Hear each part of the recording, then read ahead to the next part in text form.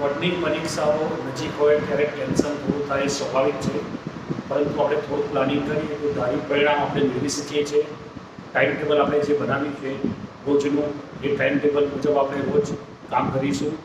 Revision ખૂબ જ અગત્યનું છે, જેથી જે રિવિઝન કરવાનું છે કરતા રહીશું। નોટ્સ, ટૂંકી નોટ્સ આપણે બનાવીશું, જેથી પરીક્ષાના આગલા દિવસોમાં આપણને નોટ્સ ખૂબ જ કામમાં લાગે। હેલ્ધી ફૂડ અને પૂરતી ઊંઘ લઈશું।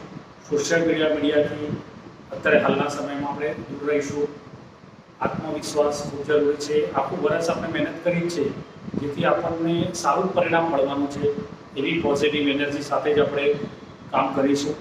અને પરીક્ષા કેન્દ્રમાં જ્યારે જઈએ ત્યારે ઊંડા શ્વાસ લઈને પોતાના ઈષ્ટદેવનું નામ લઈને પેપર લખવાની શરૂઆત કરીશું। દરેક મિત્રોને 10મા અને 12માના બોર્ડના વિદ્યાર્થીઓને best of luck. Har Har Mahadev.